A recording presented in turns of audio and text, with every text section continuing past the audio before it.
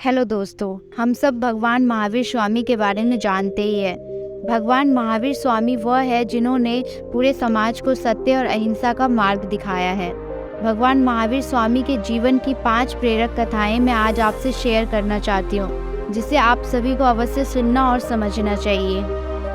मेरी पहली कथा है, उन्मत्त हाथी हुआ शांत। एक समय की बात है, राजा सिद्धार्थ की एक गजशाला थी। उसमें सैकड़ों हाथी थे।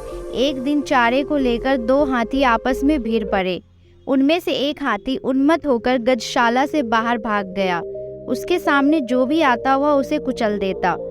उसने सैकड़ों पेड़ उखाड़ दिए, घर को तहस नहस कर दिया और पूरे समाज में आतंक फैलाकर रख दिया। महाराज सिद्धार्थ के अनेक महावत और सैनिक मिलकर भी उसे वश में नहीं कर पा रहे थे। वर्तमान सिद्धार्थ को यह समाचार जब मिला तो उन्होंने आतंकित राजवंशिय को आश्वस्त किया और स्वयं उस हाथी की खोज में निकल पड़े। ऐसा करते देख प्रजा ने चैन की सांस ली, क्योंकि वर्तमान की शक्ति पर उसे पूरा भरोसा था। वह उनके बल और पराक्रम से भली भांति परिचित थे। एक स्थान पर हाथी और वर्धमान का सामना हो गया। दूर से हाथी चिंघाड़ता हुआ भीषण वेग से दौड़ा चला आ रहा था, मानो उन्हें कुचल कर रख देगा। लेकिन उनके ठीक सामने पहुंचकर वह ऐसे रुक गया मानो किसी गाड़ी को आपातकालीन ब्रेक लगाकर रोक दिया गया हो। वर्तमान उनके सामने बिल्कुल शांत खड़े थे। महावीर ने उनकी आंखों में झांकते हुए मीठे स्वर में कहा, हे गजराज, शांत हो जाओ। अपने पूर्व जन्मों के फलस्वरूप तुम्हें पशु योनि में जन्म लेना पड़ा। इस जन्म में भी अगर तुम हिंसा का ही सहारा लोगे तो अगले जन्म में नरक की भयंकर पीड़ा सहनी पड़ेगी। अभी समय है, अहिंसा का पालन कर तुम अपने भावी जीवन को सुखद बना सकते हो।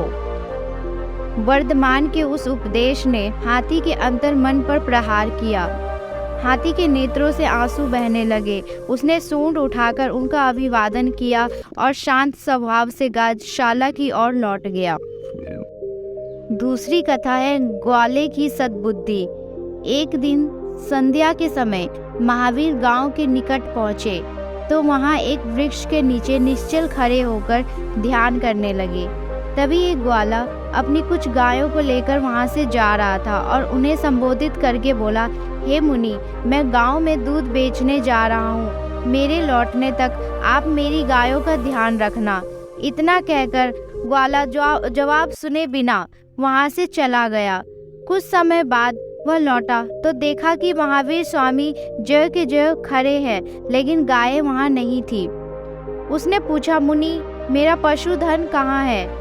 महावीर जी ने कोई उत्तर नहीं दिया तो इधर उधर देखते हुए वह जंगल में घुस गया और पूरी रात वहां अपनी गायें तलाश करता रहा।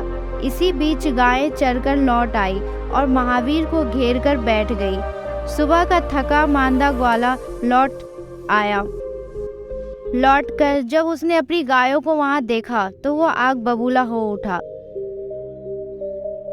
इस मुनि ने मुझे तंग करने के लिए मेरी गायों को छिपा दिया था। अभी इसकी खबर लेता हूँ। वह ऐसा मन ही मन कहता है। मन ही मन यह बात कहकर ग्वाले ने अपनी गायों को बांधने वाली रस्सी अपनी कमर से खोली और महावीर पर वार करने को चल पड़ा। तभी एक दिव्य पुरुष वहां प्रकट होकर उसे रोक दिए। उसने कहा, ठहरो मूर्ख, यह क्या अपराध करने जा रहे हो? तुम बिना इनका उत्तर सुने अपनी गायें इनकी रखवाली में छोड़कर गए और अब पूरी गायें पाकर भी इन्हें दोष दे रहे हो। मूर्ख, ये भावी तीर्थकर है। यह सुनकर ग्वाला महावीर के चरणों में गिर पड़ा और क्षमायाचना करके वहां से चला गया। तीसरी कथा है, भील का हृदय परिवर्तन। पुष्कलावती नामक देश के एक घने वन में भीलों की एक बस्ती थी। उनके सरदार का नाम पुरखुआ था। उनकी पत्नी का नाम कालिका था। दोनों वन में घात लगाकर बैठ जाते और आते जाते यात्रियों को लूटकर उन्हें मार डालते। यही उनका काम था।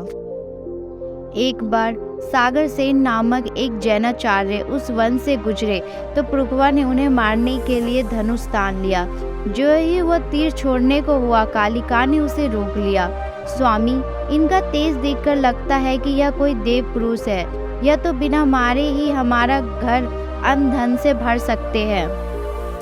पुरखवा को अपनी पत्नी की यह बात जच गई। दोनों मुनि के निकट पहुँचे तो उनका दुष्टवत व्यवहार स्वयं शांत हो गया और वह उनके चरणों में नमस्तक हो गए।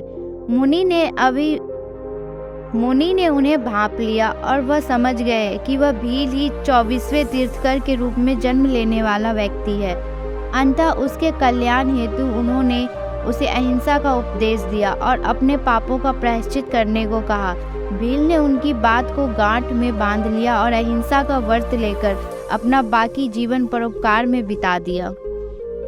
चौथी कथा, निर्धनता से मुक्ति दिलाना।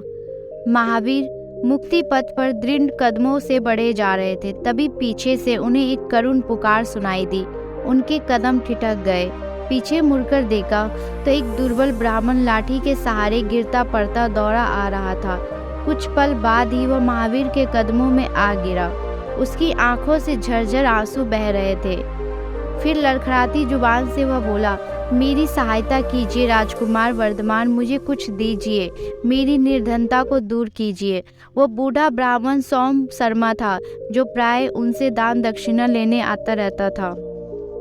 राजकुमार वर्धमान भी आवश्यकता अनुसार उसकी मदद करते रहते थे। उसकी हालत देखकर महावीर सहानुभूति से द्रवित हो गए, लेकिन आज देने के लिए उनके पास कुछ नहीं था। तभी उन्हें कंधे पर पड़े हुए दिव्य वस्त्र का ध्यान आया। उन्होंने उसे आधा फाड़कर सोम शर्मा को दे दिया। वह खुशी से भर उठा और उसे एक जौहरी के पास ले गया। जौहरी उसे देखकर बोला, इसका आधा भाग कहाँ है? यदि तुम वह हिस्सा भी ले आओ तो मैं तुम्हें 1 लाख स्वर्ण मुद्राएं दे सकता हूँ।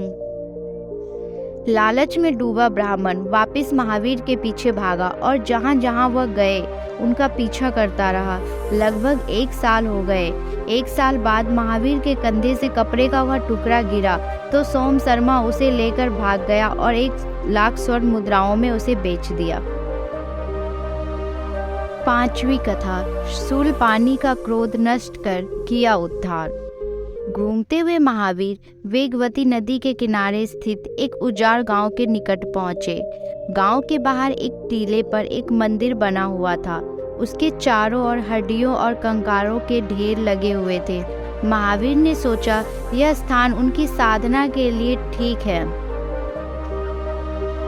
तभी कुछ ग्रामीण वहां से गुजरे और उनसे बोले, यहाँ अधिक देर मत ठहरो मुनिराज।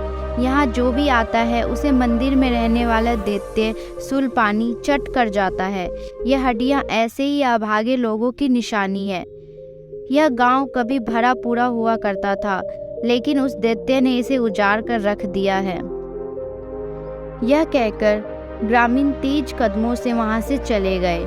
महावीर ने ग्रामीण वासियों के मन का भय दूर करने की ठानी और उस मंदिर के प्रांगण में एक स्थान पर खड़े होकर ध्यान करने लगे।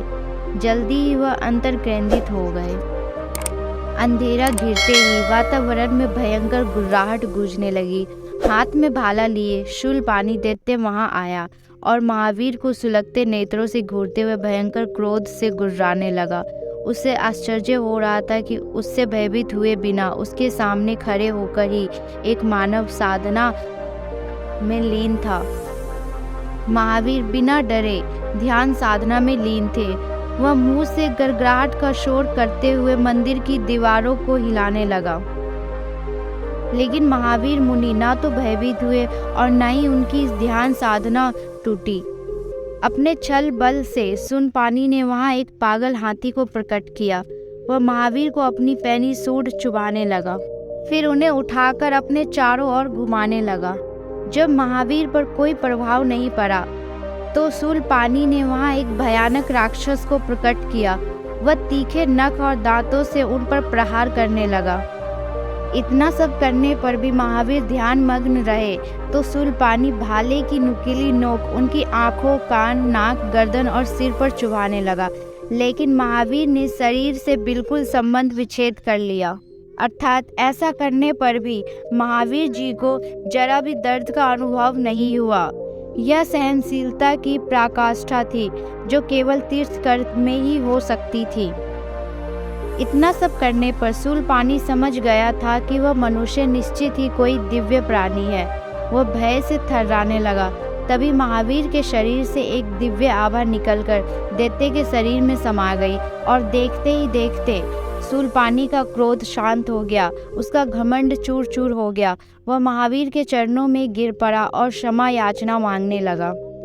महावीर ने नेत्र खोले और उसे आशीर्वाद देते हुए मीठे स्वर में बोले, शूलपाणि, क्रोध से क्रोध की उत्पत्ति होती है और प्रेम से प्रेम की उत्पत्ति होती है।